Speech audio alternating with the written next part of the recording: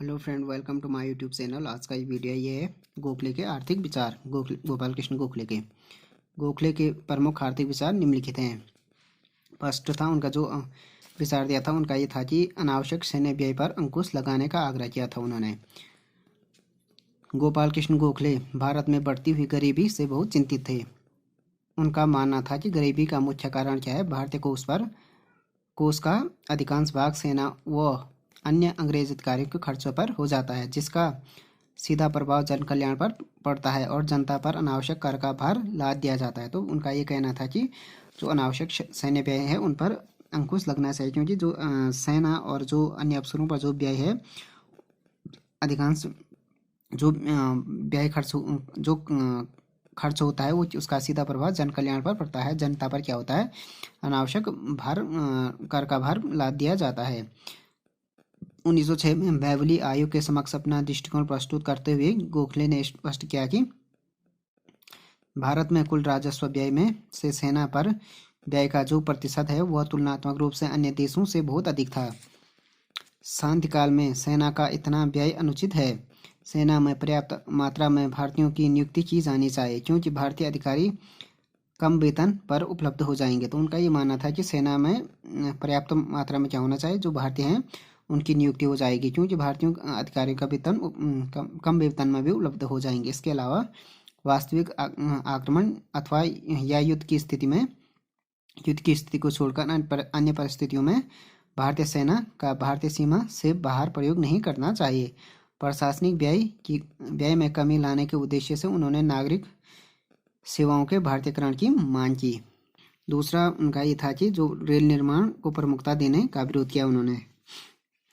गोखले ने अंग्रेजों के द्वारा रेल निर्माण को वरीयता देने तथा इस योजना पर बड़ी मात्रा पर धन खर्च करने की नीति का विरोध किया है।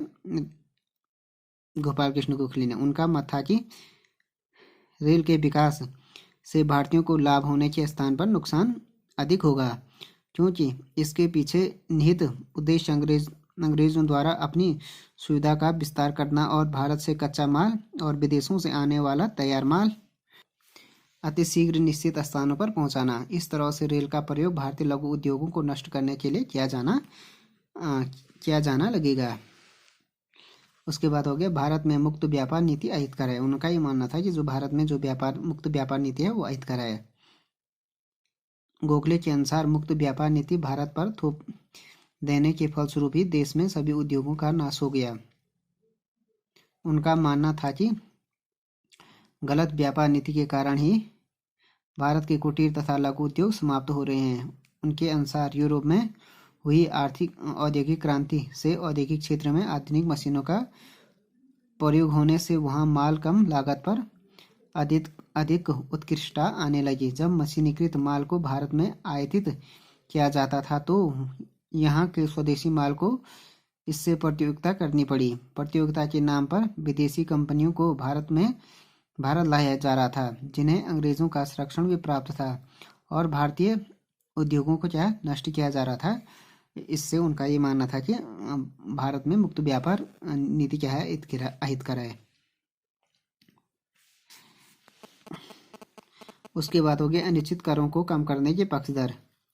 गोखले भारतीय जनता पर ब्रिटिश शासन के अधिक करों के बोझ से बहुत क्षुब्ध थे। उन्होंने क्योंकि भारतीय जनता पहले ही आर्थिक विषमताओं से ग्रस्त थी, इसलिए जनता पर कर का बोझ डालना क्या है, अनुचित है। गोखले ने सरकार की कर व्यवस्था में सुधारवादी परिवर्तन के कई सुझाव दिए, जैसे भारतीय बजट को भारतीय सचिव के हाथों में न रखकर गवर्नर जनरल की विधान परिषद द्वारा पारित करवाना चाहिए। अकाल के समय भूमि लगान को माफ करना, आयकर से छूट की अधिकतम सीमा में वृद्धि, नमक कर में कमी आदि ये इनका सुझाव थे। स्वदेशी का समर्थन किया था गोपाल कृष्ण गोखले ने। उस समय अंग्रेज के द्वारा जो आर्थिक शोषण किया जा रहा था, उस कड़ी में भारतीय बाजारों को विदेशी माल से भर दिया गया था। स्वदेशी उद्योगों पर करारे प्रहार किए गए। भारतीय जनता में भी विदेशी वस्तुओं के प्रति आकर्षण बढ़ रहा था, जिसका सीधा प्रभाव भारतीय अर्थव्यवस्था पर पड़ रहा था। अतः गोखले ने स्वदेशी आंदोलन पर बल दिया और कहा कि भारत को आर्थिक दृष्टि से सबल बनाने के लिए स्वदेशी का पथ पर चलना होगा। तो उस समय क्या था कि जो भारतीय बाजारों में जो विदेशी माल आ रहा था, विदेशी वस्तुएं आ रहा था, जिससे क्या था कि जो भारत के जो स्वदेशी उद्योग थे उन पर प्रहार हो रहा था। तो जो भारत के लोग थे वो भी उस समय इन पर काफ़ी प्रभावित थे। उनको अट्रैक्ट थे, आकर्षण बढ़ रहा था उनका जो विदेशी वस्तुओं के प्रति। तो जिससे क्या हो रहा था, भारतीय जिसका सीधा प्रभाव भारतीय अर्थव्यवस्था पर पड़ रहा था। तो गोपाल कृष्ण गोखले ने स्वदेशी आंदोलन पर बल दिया, कहा कि भारत को आर्थिक दृष्टि से सबल बनाने के लिए, मजबूत बनाने के लिए क्या होगा, स्वदेशी के पथ पर चलना होगा। वित्तीय विकेंद्रीकरण। गोखले के अनुसार संघीय राजस्व का अधिकांश भाग केंद्रीय सरकार ले लेती है तथा चूंकि प्रांतीय सरकारों के वित्तीय साधन कम है, इसलिए वह जन कल्याण के कार्यों को पूरा नहीं कर पाती है, अतः प्रांतों को राजस्व का अधिक भाग दिया जाता है। विकेंद्रीकरण के पक्षधर भी थे। तो फ्रेंड्स, ये हो गया गोपाल कृष्ण गोखले के जो आर्थिक विचार हैं उनके बारे में हो गया video. Thanks for watching this video. If you like this video, please subscribe my channel and like, share and comment on this video.